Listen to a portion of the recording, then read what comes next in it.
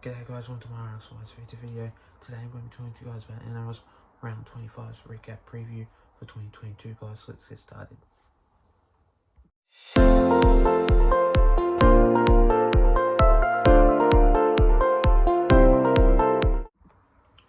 So starting off with this first game of this match, we see the Eagles going up against the Melbourne Storm. Now this game was absolutely very fun, very nice atmosphere. This was down at Combank Stadium where me and entertainers went in this match. Pretty much gave it all, gave it everything. This game was pretty much intense. 22-14, very close scoreline, as the Storm are a very good team. That's right, a very good team. And what I do predict that the Eagles were going to win, they obviously did. And I know for a fact that they obviously did. It was how the way they wanted to play their style of game. And that's right. Because Melbourne Storm, they didn't have like Ryan Pappenhausen and with Nick Meaney on that number one fullback side for the team. He was really good for the Melbourne Storm. And as I reckon about this match, not a lot of tensions really happened in our Parramatta Eels side for the team. And what I do recall about this side is they are a very good team, as they are obviously a very nice team. But what I do think about it is Parramatta Eels did play one hell of a match, one hell of an intensifying game with Dylan Brown playing in that game. It was absolutely excellent. So was Mitchell Moses, so was Reid Marnie, and so was Wonga Blake also too. But yeah, well done from the Parramatta Eels for making a really good win against the Storm, 22-14. The next game of this match, we see the Bulldogs going up against the Manly Sea Eagles. Now, 21 points to 20, very close scoreline this was, and obviously with that intention in this game, was obviously one of the most very much like intensifying games, as Bulldogs aren't a very good team at the moment, in which they need to rebuild. It's like a 5-year reconstruction. I reckon they will reshuffle their team, but obviously next year is a part of their season. It's going to rebuild. They need to, because it's basically a very hard team that you want to rebuild with. And in saying that, the Bulldogs played a really good match, as it was pissing down rain yet at Accor Stadium. The Manly Sea Eagles did play a very good game, and usually these two sides aren't really good because Manly Sea Eagles are just woeful. Their intentions are going downhill. They're not playing very good games. It's just one of the most ordinary teams that you just don't want to mess with. But I can see why Des Hasler is pressuring with his coaching role for the team. I reckon he'll quit because he's not a very good coach at all. And I reckon Jeff Tuvey or Billy Slater will be good for the job, because I've heard rumours about that Billy Slater might coach for Manly Sea Eagles if that happens. Excuse me, but anyway, luckily for that, well done from the Bulldogs for making a really good win against the Manly Sea Eagles, 21-20. The next game of this match, we see the Roosters going up against the Rabbitohs. Now, 26-16, very close scoreline, very average game of football, as the new Allianz Stadium has been hit with big atmosphere, big crowd, lots of joy, lots of entertaining things that was going on there with the spectacular lights that I heard about, and unfortunately I wasn't there. So yeah, if you guys want to know why I wasn't there at all, fortunately. But anyway, this game was obviously a very good one, as the Roosters did play a very good game. Because obviously Joey Manu did play a very good match, so did James Tedesco. What's it called? I don't think Daniel Tupou played. I'm not exactly quite too sure. Usually I do not see him play very entertaining games of football sometimes.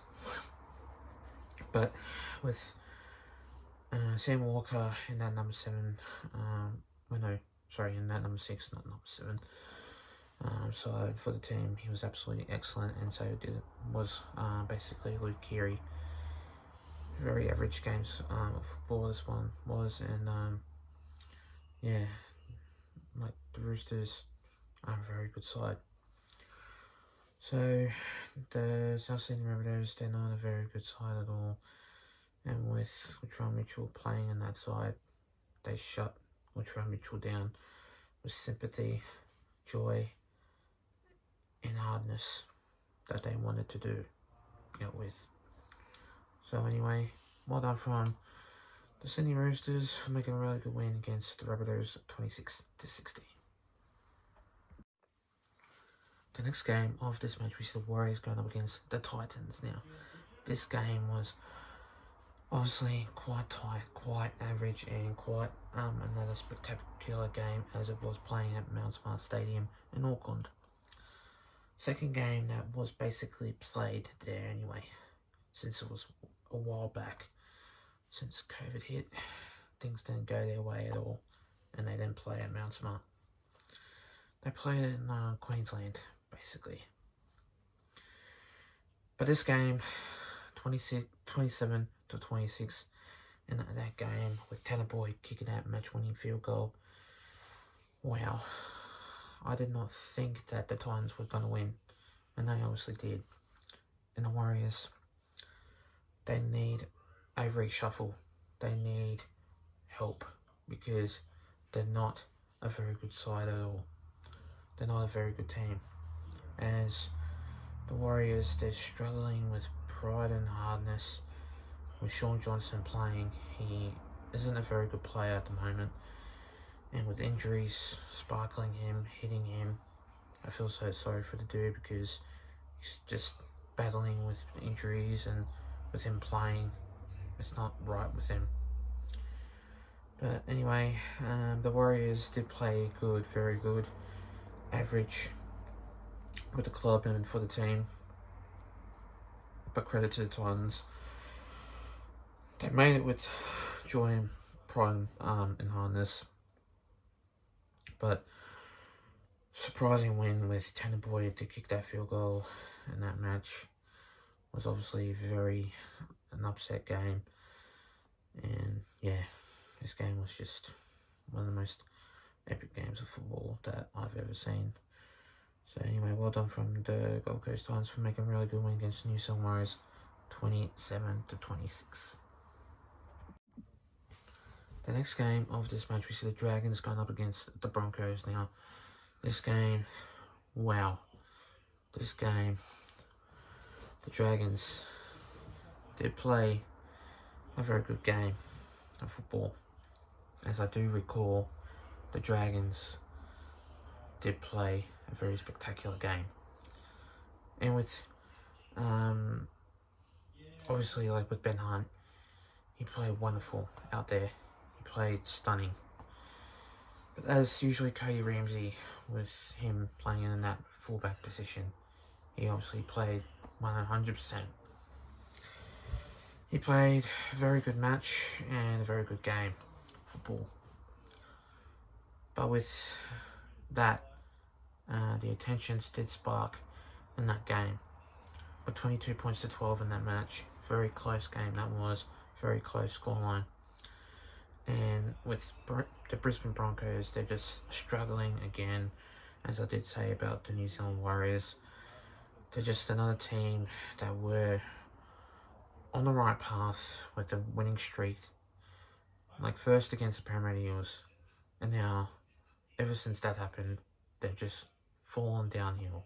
And with Adam Reynolds suffering injuries, the Broncos are shot. Because without Adam Reynolds, the Brisbane Broncos are shot. But still, with that scoreline, the Broncos were sloppy, soft at it, and they didn't play in that right position and that right path. So what I did think about this game is the average match in this game was the scoreline, and with Dragons winning against the Broncos in this game. The next game of this match, we see the Cowboys going up against the Panthers. Now, 38 points to 8, very good scoreline. As the Cowboys didn't rest 13 players of their side, but they did rest like a couple of players in their team. And with them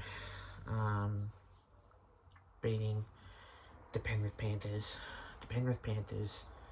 had their first reserve grade team in their side. That's why they didn't have that true logic to win against the Cowboys.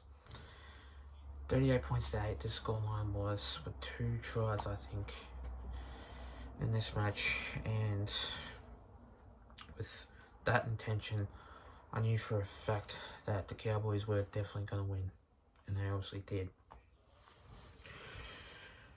But in saying that, also too, was the fact that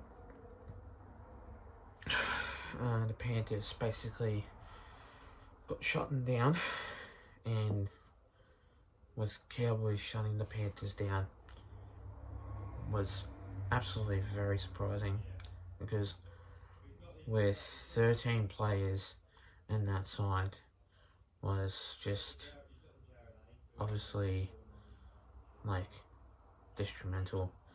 And the saying that the Cowboys, with Chad Townsend in that side, he was spectacular. With Scott Drinkwater, Tom Dearden in that side, they were playing excellent. But in that match was obviously a flogging, and yeah, the Panthers had nothing at all. So yeah, the Cowboys did real good, real hard, and yeah, that was a really epic game. The next game of this match, we see the Knights going up against the Sharks. Now, 38 points to 16. The Sharks basically flogged the Knights in this game, and obviously with that intention, I just thought that in this game was obviously one of the most detrimental matches that I've ever seen. Like, what I mean by that is the Sharks flogging the Knights in that game was intact. The Knights were shot, and the Knights just were scoring 3 tries in that game. Just the Sharks basically blown the Knights apart. And I know for a fact that if this game in that match was just absolutely very hard, with the Knights not working themselves properly, as I know for a fact that they are struggling. And with that Adam O'Brien coaching that side, he is not a good coach. They need a decent coach, with someone with brains, loyalty, and knows the game with football correctly. Because I know for a fact that you need some experience, you need some spark, you need some energy.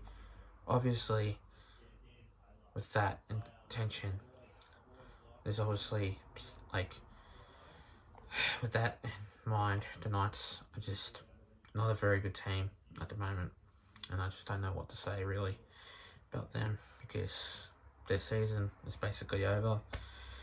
And with Callum Ponga playing in next year's game for the Newcastle Knights, till then, the Knights, they're gone, they're finished, they're done. And so that, well done from the Sharks for making a really good win against the Newcastle Knights, 38 points to 16. And finally, the next game of this match, we see the Tigers going up against the Raiders. Now, this game was absolutely the most flogging game I've ever seen in this match. The Raiders kept the West Tigers scoreless. The Raiders kept the West Tigers nil. They didn't score. The Raiders just shut down the West Tigers, and I know for a fact that the West Tigers are the worst team to be in the comp at the moment, as the West Tigers are just shot. Their season is over. Their season is gone. They're not a team that can beat any 8 at all, unless if they need a backup coach that will basically coach for the West Tigers. And I know for a fact that Brett Morley is there at the moment, but with Tim Sheens on that side and Benji Marshall on that side, they need help. But I reckon they will by next year. So in saying that, the Raiders with Jordan Rapana, Jamal Fogarty, both of them, all of them basically played spectacular games of football. And with Jamal Fogarty playing in that game, he was spectacular. He was epic. God forsaken love him. Absolute great.